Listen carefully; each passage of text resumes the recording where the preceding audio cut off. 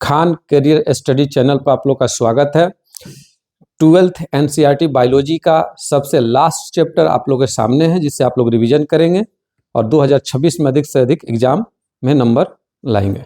तो चैप्टर का नाम है पर्यावरण के मुद्दे। चैप्टर नंबर 16 है और लास्ट चैप्टर है। इसमें लगभग 9 टॉपिक है जो सामने मेंशन है। वायु प्रदूषण एवं इसका नियंत्रण, जल प्रदूषण एवं उसका नियंत्रण, ठोस अपशिष्ट, कृषि रसायन एवं उनके प्रभाव, रेडियो सक्रिय अपशिष्ट। 6 नंबर है ग्रीन हाउस प्रभाव एवं विश्वव्यापी उष्णता, समताप मंडल में ओजोन अवक्षय, संसाधन के अनुचित उपयोग एवं अनुचित अनुरक्षण द्वारा निम्नीकरण, और लास्ट होगा वनोन्मूलन। तो चलते हैं इसमें। सबसे पहला जो टॉपिक है वह है वायु प्रदूषण और इसका नियंत्रण। वायु प्रदूषण जानने से पहले ये जानते हैं कि प्रदूषण किसे कहते हैं। तो प्रदूषण पृथ्वी पर अवांछनीय परिवर्तन को, पृथ्वी पर अवांछनीय परिवर्तन जिसका हानिकारक प्रभाव जीवों पर या मनुष्यों पर पड़ता है, तो उसे हम प्रदूषण कहते हैं। यह प्रदूषण जो है वायु में हो सकता है, भूमि में हो सकता है, जल में हो सकता है या मृदा इत्यादि में हो सकता है। इस आधार पर प्रदूषण कई प्रकार के होते हैं, जैसे वायु प्रदूषण, जल प्रदूषण, मृदा प्रदूषण, ध्वनि प्रदूषण, विकिरण प्रदूषण इत्यादि। प्रदूषण में सबसे खास बात प्रदूषक की होती है, जिसके कारण प्रदूषण बढ़ता है। जैसे धुआं, कुछ जलता है तो उससे जो धुआं निकलती है उसमें कौन कौन सी गैस है, कौन कौन से तत्व हैं जिसका हानिकारक प्रभाव पड़ता है। सामान्यतः हम लोग जानते हैं कि उसमें carbon dioxide gas, methane gas जैसे हानिकारक तत्व, पदार्थ इत्यादि होते हैं। तो सबसे पहला टॉपिक इसमें है वायु प्रदूषण और इसका नियंत्रण। लेकिन प्रदूषण के लिए भारत सरकार ने एक अधिनियम बनाया, पर्यावरण अधिनियम, जो 1986 में पारित किया गया, जिसमें मुख्य काम प्रदूषण को घटाना होता है। तो पहला टॉपिक है वायु प्रदूषण और उसका नियंत्रण। तो इसका भी डिफिनीशन सेम बनेगा कि वायु में या वातावरण में अवांछनीय परिवर्तन जिसका हानिकारक प्रभाव जीवों पर पड़ता है, तो उसे हम वायु प्रदूषण कहते हैं। वायु प्रदूषण कहाँ कहाँ से आता है? तो जो लकड़ी जलती है, वाहन चलते हैं उससे धुआं निकलता है, या कंपनी फैक्ट्री से भी जो धुआं इत्यादि निकलता है, या कोई केमिकल जिसका स्प्रे हम लोग वायु में कर देते हैं या किसी कारणवश होता है, तो उससे भी वायु प्रदूषण होता है। तो देखेंगे वायु प्रदूषण में जो सबसे पहली बात की गई है किताब के माध्यम से, वह है वाहन वायु प्रदूषण का नियंत्रण। नियंत्रण जो कर रहा है पहले वाहन वायु प्रदूषण का नियंत्रण, यह सबसे ज्यादा मुख्य है, विशेषतः भारत देश में। दिया भी है नाम यहाँ पे कि दिल्ली में किया गया एक अध्ययन। तो दिल्ली में जो अध्ययन किया गया वाहन वायु प्रदूषण का, दिया है कि 1990 के आंकड़ों के अनुसार दिल्ली का स्थान विश्व के 41 सर्वाधिक प्रदूषित नगरों में चौथा है। चौथे नंबर पर दिल्ली है ऐसा। तो दिया भी है कि दिल्ली में वायु प्रदूषण का मामला इतना खतरनाक हो गया कि भारत के सर्वोच्च न्यायालय में एक जनहित याचिका दायर की गई। तो देखेंगे दिल्ली में जो वाहन परिचालित होते हैं, चलते हैं, उनसे जो धुआं निकलता है उसमें सीसा या लेड नामक हानिकारक पदार्थ होता है, जो विभिन्न बीमारियों का कारण बनता है। यह डीजल और पेट्रोल के ईंधन से होता है। उसकी जगह दिल्ली में चलाया गया ईंधन के रूप में सीएनजी, जिसका फुल फॉर्म होता है कंप्रेस्ड नेचुरल गैस, हिंदी में होता है संपीड़ित प्राकृतिक गैस। इस ईंधन का उपयोग करने से वायु प्रदूषण कम से कम मात्रा में होता है। आगे देखेंगे, इसमें दिया भी है कि दिल्ली में किए गए प्रयासों को धन्यवाद। दिल्ली में इसका प्रयास किया गया है जिसको धन्यवाद दिया जा रहा है, जिसमें लिखा है कि जिसके कारण यहाँ की वायु की गुणवत्ता में काफी सुधार हुआ है।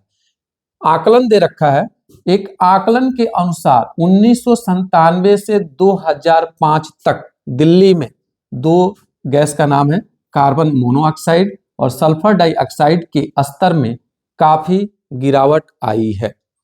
ये काम हुआ 1997 से 2005 तक, लेकिन करंट नॉलेज के अनुसार इस समय अभी भी दिल्ली में प्रदूषण हाई लेवल पर है, उच्च स्तर पे है। यहाँ पे देखेंगे, यहाँ पे संशोधन होने वाला है।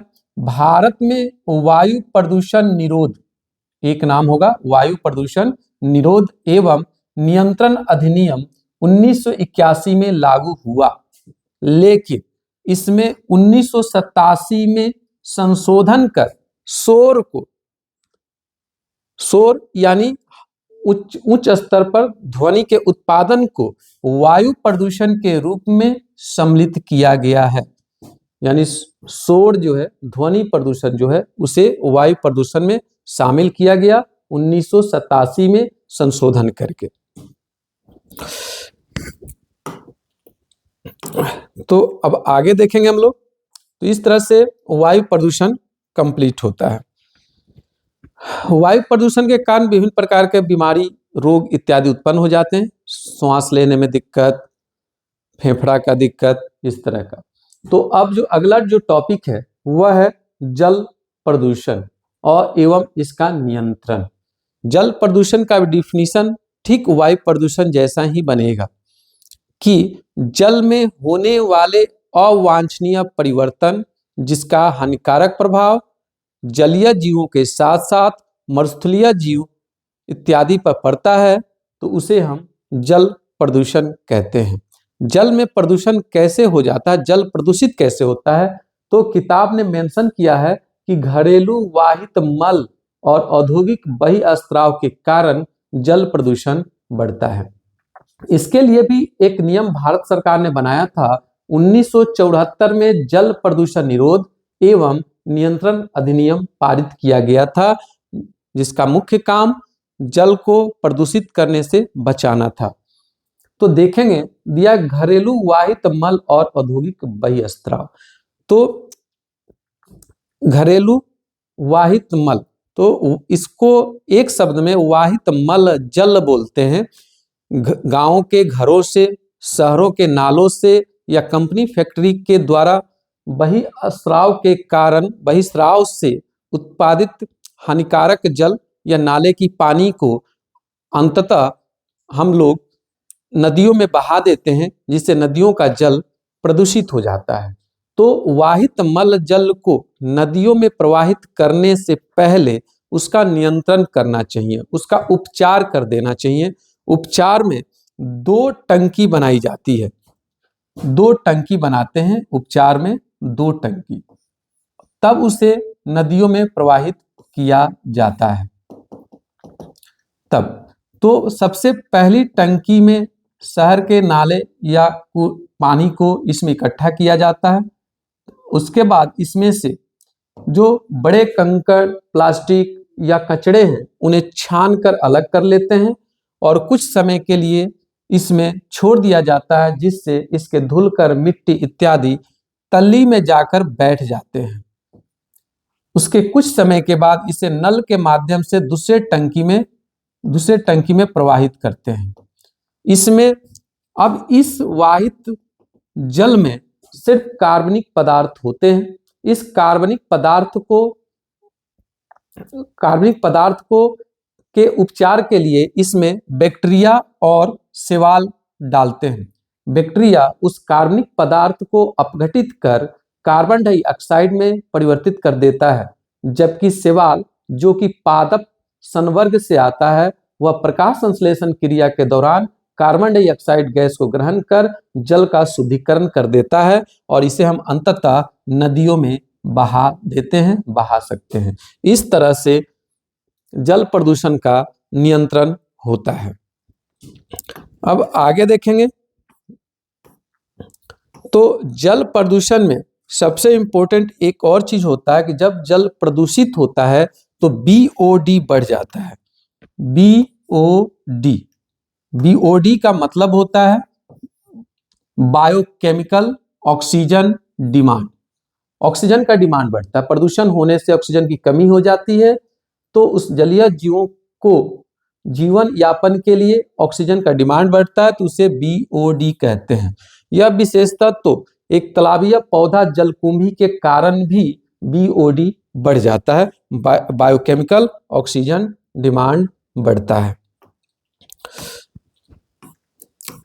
अब अगला टॉपिक हम देखेंगे, इसमें दिया हुआ है एकीकृत अपशिष्ट जल उपचार केस अध्ययन। इसको मैंने समझा दिया कि कैसे उपचार में 2 टंकी का यूज करते हैं। पहली टंकी में कूड़े कचरे को छानकर अलग कर लेते हैं, उसके बाद उसे दूसरे टंकी में पहुंचाते हैं जहां पे बैक्टीरिया शैवाल उसे अपघटित कर ऑक्सीजन में परिवर्तित इत्यादि कर देते हैं। तो नेक्स्ट और मेन टॉपिक आपका बनता है ठोस अपशिष्ट। कह रहा है यहाँ पे कि ठोस अपशिष्ट में वे सभी चीजें सम्मिलित हैं जो कूड़ा कचरा में फेंक दी जाती है। नगर पालिका के ठोस अपशिष्ट में घरों, कार्यालयों, भंडारों, विद्यालयों आदि से रदी में फेंकी गई सभी चीजें आती हैं। सभी चीज आती है। वह चीज 2 तरह की हो सकती है। एक चीज वो होती है जिसे हम फिर से फैक्ट्री में ले जाकर परिवर्तित करके पुनः उपयोग में लाने में बना सकते हैं। दूसरी वो चीज होती है जैसे कार्बनिक पदार्थ, उसका हम उपयोग नहीं कर सकते, उसे गीला भी बोलते हैं, गीला कचरा, उसे हम खाद बना सकते हैं। इस आधार पर कचरे को 3 वर्गों में बांटा गया है। एक यहाँ पे दे रखा है जैव निम्नीकरणीय योग्य, पुनःचक्रण योग्य और जैव निम्नीकरणीय योग्य दे रखा गया है। यहाँ पे लिखा है कि हमारे द्वारा उत्पन्न अपशिष्ट को 3 श्रेणियों में वर्गीकृत किया गया है, जैव निम्नीकरणीय, पुनःचक्रण और जैव निम्नीकरणीय अयोग्य। अब यहाँ पे बात आती है कि जैव निम्नीकरणीय योग्य क्या होता है। तो वह कचरा या वह पदार्थ जिसे जीव अपघटित करके मिट्टी में या खाद में परिवर्तित कर देते हैं, तो जैव निम्नीकरणीय योग्य होता है। दूसरा है जैव अनिम्नीकरणीय योग्य। जैव निम्नीकरणीय अयोग्य का मतलब हुआ कि जिसे जीव जैसे बैक्टीरिया, कवक इत्यादि अपघटित नहीं कर सकते, जिसमें प्लास्टिक, लोहे के टुकड़े इत्यादि आते हैं। उसी तरह है पुनःचक्रण योग्य, यानी कुछ कचरे ऐसे होते हैं जिन्हें दोबारा फैक्ट्री में डालकर पुनः बनाया जा सकता है। तो इस तरह से 3 तरह के कूड़े कचरे होते हैं, जैव निम्नीकरणीय योग्य, पुनःचक्रण योग्य और जैव निम्नीकरणीय अयोग्य। अगला जो टॉपिक है हम लोग के पास वो है प्लास्टिक अपशिष्ट के उपचार संबंधी अध्ययन है। अध्ययन में किसी व्यक्ति इत्यादि का नाम आएगा, तो यहाँ पे नाम आ रहा है, देखेंगे हम लोग। तो बेंगलोर में प्लास्टिक की बोरी के उत्पादन करता थे, बोरी का उत्पादन करते थे। उनका नाम है 57 वर्षीय अहमद खान ने प्लास्टिक अपशिष्ट की सतत बढ़ती हुई समस्या का एक आदर्श हल ढूंढ लिया। समस्या बन गई थी। वह पिछले 20 वर्षों से प्लास्टिक की बोरियां बना रहे हैं। लगभग 8 वर्ष पहले उन्होंने महसूस किया कि प्लास्टिक अपशिष्ट का एक वास्तविक समस्या है। उनकी कंपनी ने पुनश्चक्रित परिवर्तित प्लास्टिक का पॉलीब्लेंड नामक एक महीन पाउडर तैयार किया। उस पाउडर का नाम क्या है?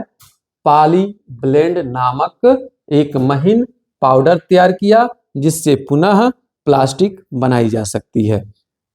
यह काम अहमद खान ने किया। प्लास्टिक को पुनः प्लास्टिक में परिवर्तित किया जा सकता है, उसका पुनश्चक्रण होता है। अगला जो टॉपिक है हम लोग के पास वह है कृषि रसायन और उनके प्रभाव। तो किसान कृषि में विभिन्न प्रकार के रसायन का उपयोग करता है।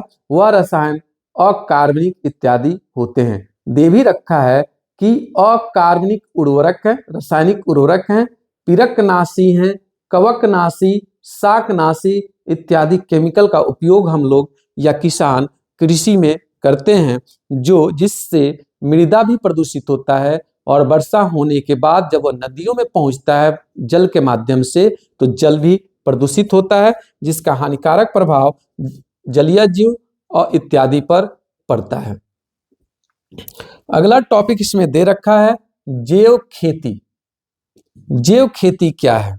तो वह कृषि या वह खेती जिसमें रासायनिक उर्वरक के जगह पर जैविक खाद का उपयोग किया जाता है, तो उस खेती को जैव खेती इत्यादि कहते हैं।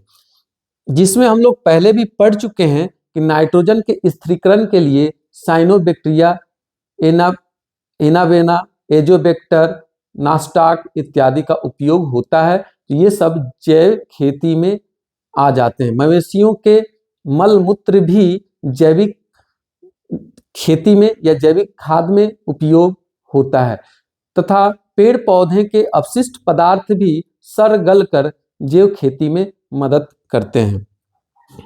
अगला जो टॉपिक हम लोग के पास है वह है रेडियो सक्रिय अपशिष्ट। रेडियो का मतलब यहाँ पे लाइट से है, प्रकाश से है, प्रकाश, रेडियो सक्रिय अपशिष्ट। तो हम लोग जानते हैं कि प्रकाश में भी हानिकारक किरणें होती हैं जो जीवों को हानि पहुंचाती हैं, लेकिन यहाँ किताब में मेंशन किया गया है न्यूक्लियर ऊर्जा। न्यूक्लियर ऊर्जा का शब्द का उपयोग हुआ है, यानी जो न्यूक्लियर फैक्ट्री होती है, न्यूक्लियर रिएक्टर होते हैं जिसमें नाभिकीय अभिक्रिया होती है, नाभिकीय संलयन की अभिक्रिया होती है, जिससे बिजली उत्पादित होती है तथा जिसका उपयोग बम बनाने इत्यादि में किया जाता है। तो जब युद्ध होते हैं तो बम फटता है तो उससे हानिकारक किरणें निकलती हैं और वह जीवों को हानि पहुंचा देते हैं।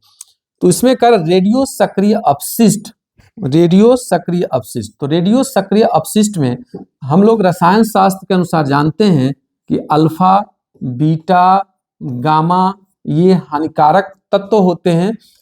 ये किसी रेडियो सक्रिय पदार्थ से और स्वतः ही अल्फा या बीटा और गामा किरणें उत्पादित होते रहते हैं, जिसका हानिकारक प्रभाव हम लोग मानव या अन्य जीवों पर पड़ता है। तो रेडियो सक्रिय अपशिष्ट है, रेडियो सक्रिय पदार्थ रेडियो सक्रिय अपशिष्ट है, जिससे अल्फा, बीटा, गामा जैसी हानिकारक किरणें निकलती हैं, जिनका हानिकारक प्रभाव सभी जीवों इत्यादि पर, विशेषतः मनुष्य पर पड़ता है। इसके अलावा और कहां कहां से निकलते हैं? तो परमाणु बम जो युद्ध में यूज होते हैं तथा बिजली उत्पादन में यूरेनियम इत्यादि का जो उपयोग होता है, उससे भी हानिकारक किरणें निकलती हैं। इसलिए ऐसे पदार्थ को किताब में मेंशन किया हुआ है कि 500 मीटर या 500 मीटर की गहराई में पृथ्वी में गाड़ कर रखना चाहिए। ऐसे पदार्थों को 500 मीटर की गहराई में पृथ्वी में गाड़ कर रखना चाहिए, क्योंकि उससे स्वतः ही अपने आप ही हानिकारक किरणें निकलती रहती हैं। इसके अलावा ओजोन और क्षय में भी हम लोग पढ़ेंगे कि कैसे हानिकारक प्रकाश की किरणें पृथ्वी तक पहुंचती हैं। तो अभी हम लोग के पास अगला जो टॉपिक है वह है ग्रीन हाउस प्रभाव और विश्वव्यापी उष्णता। विश्वव्यापी उष्णता का मतलब हुआ विश्व भर की जो गर्मी होती है, तापमान होता है, उसकी बात कर रहा है। यहाँ पे ग्रीन हाउस प्रभाव है। ग्रीन हाउस प्रभाव का शुद्ध हिंदी होता है पौध घर। पौध घर होता है, इसमें पौध शब्द लगा है। पौध का मतलब पौधा से लिया गया है। कुछ पौधे ऐसे होते हैं जो ग्रीष्म ऋतु में ही अच्छे से उपजते हैं, उगते हैं, तथा कुछ पौधे ऐसे होते हैं जो विशेषतः ठंड के मौसम में ही होते हैं। अगर ठंड के मौसम में ग्रीष्म ऋतु के पौधे को उगाया जाए तो उसके लिए हमें ग्रीन हाउस की जरूरत होती है। ग्रीन हाउस की जरूरत होती है। ग्रीन हाउस क्या करता है? तो सूर्य की आने वाली प्रकाश को ग्रहण करता है, लेकिन उसे परावर्तन के द्वारा जाने नहीं देता है। इस तरह से उस ग्रीन हाउस में ग्रीष्म ऋतु जैसा वातावरण बन जाता है, जिसे ग्रीन हाउस प्रभाव कहते हैं। ये भी बता दें कि कार्बन डाइऑक्साइड के बढ़ने से ग्रीष्म यानी गर्मी तापमान बढ़ता है, क्योंकि CO2 सूर्य से आने वाली प्रकाश की किरणें को पृथ्वी तक आने तो देती है, लेकिन उसे रिटर्न जाने नहीं देती है। और ये हम जानते हैं कि प्रदूषण में CO2 की मात्रा बढ़ती जाती है। कार्बन डाइऑक्साइड की मात्रा जो है पृथ्वी पर है वह 0.03% है, जो अब प्रदूषण के कारण बढ़कर 0.04% हो चुकी है। अगर इसी तरह कार्बन डाइऑक्साइड की मात्रा बढ़ती रही तो विश्वव्यापी तापमान बढ़ेगा, जिसके कारण जितने भी पृथ्वी पर हिमशिख हैं वह पिघलने लगेंगे। हम जानते हैं कि पृथ्वी का 3 हिस्सा जल से भरा हुआ है, और यदि हिमशिख पिघल गए कार्बन डाइऑक्साइड के कारण तो धरती जलमग्न हो जाएगी, प्रलय आ जाएगा। तो इस तरह से ग्रीन हाउस प्रभाव और विश्वव्यापी उष्णता आप लोगों ने समझा। अगला जो टॉपिक आपके पास है वह है समताप मंडल में ओजोन अवक्षय। ये भी एग्जाम में आने वाला सबसे बढ़िया क्वेश्चन बनता है। तो दिया समताप मंडल में ओजोन अवक्षय। तो जानते हैं पृथ्वी के ऊपर कई मंडल होते हैं, उसमें से एक मंडल का नाम है समताप मंडल, और समताप मंडल में ओजोन की परत पाई जाती है। ओजोन का आणविक सूत्र होता है O3, 3 ऑक्सीजन से मिलकर बना होता है। इसका मुख्य काम होता है सूर्य से आने वाली हानिकारक पराबैंगनी किरणों को पृथ्वी तक न पहुंचने देना, या ओजोन परत से ही उसे परावर्तन के द्वारा विपरीत दिशा में भेज देना होता है। लेकिन प्रदूषण के कारण पृथ्वी के कई स्थान पर ओजोन में अवक्षय उत्पन्न हो चुका है। ओजोन में अवक्षय उत्पन्न हो चुका है, जिसमें अमेरिका का विशेष जगह का नाम आता है। तो प्रदूषण में ऐसा आखिर क्या चीज होता है जिससे ओजोन में अवक्षय हो जाता है? यहाँ पे बात की जा रही है कि ओजोन की जो मोटाई होती है उसे डाप्सन यूनिट में मापा जाता है। डाप्सन यूनिट में मापा जाता है।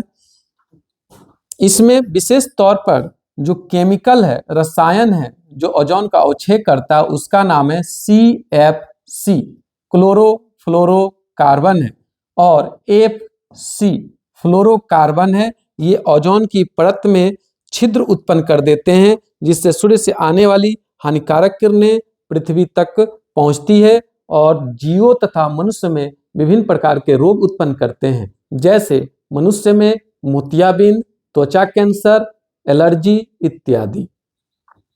अगला जो टॉपिक हम लोग के पास है वह है संसाधन के अनुचित प्रयोग और अनुचित अनुरक्षण द्वारा निम्नीकरण। तो मनुष्य जो है अपने आर्थिक स्वार्थ के लिए संसाधन का अनुचित प्रयोग करता है, जिसका हानिकारक प्रभाव हम लोग के जीवन में और आने वाली पीढ़ियों के जीवन में पड़ता है और देखने को मिलता है।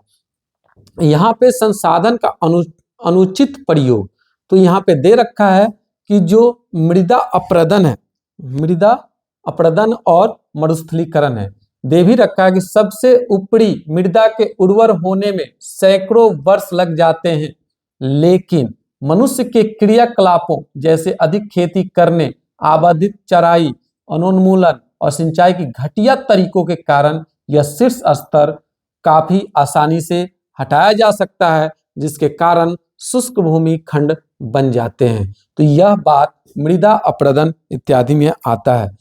मनुष्य अपने आर्थिक स्वार्थ के लिए अधिक खेती करता है, जंगलों की कटाई इत्यादि करता है, जिससे जमीन या मिट्टी कैसी हो जाती है, शुष्क भूमि खंड बन जाते हैं। उसी तरह बात आई है यहाँ पे जल क्रांति और मृदा लवणता। इसमें भी लिख रखा है कि जल के उचित निकास के बिना सिंचाई के कारण मृदा में जल क्रांति होती है।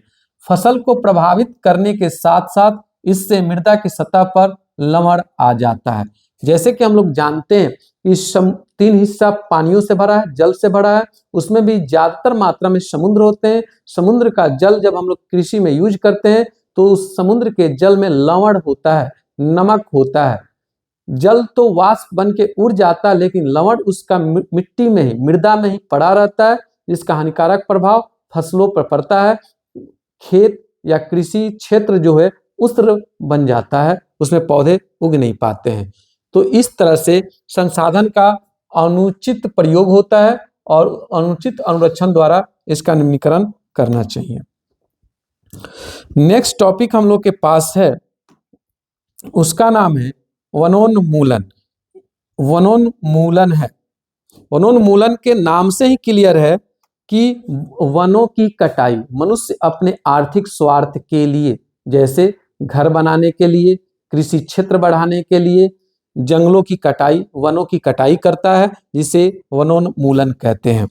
वनोन्मूलन, वनोन्मूलन में एक विशेष बात आती है, झूम खेती। झूम खेती का मतलब होता है जंगलों को काटना और कृषि क्षेत्र में परिवर्तित करना, झूम खेती के नाम से जाना जाता है।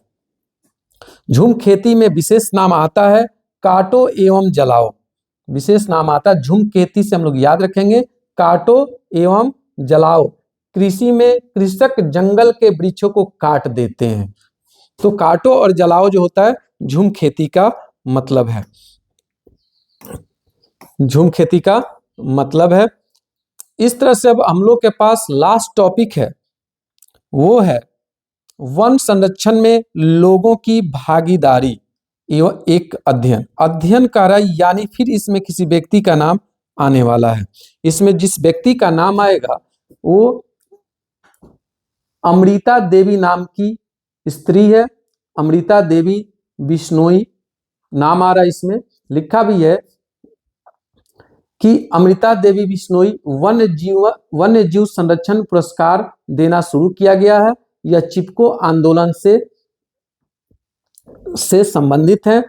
जैसे यहाँ पे दे रखा है कि भारत में इसका लंबा इतिहास है। सन 1731 में राजस्थान में जोधपुर नरेश ने एक महल के निर्माण के लिए अपने मंत्रियों को लकड़ी काटने को भेजा था, तो बिश्नोई समाज की अमृता देवी ने ऐसा करने से मना किया तथा पेड़ से चिपक गई।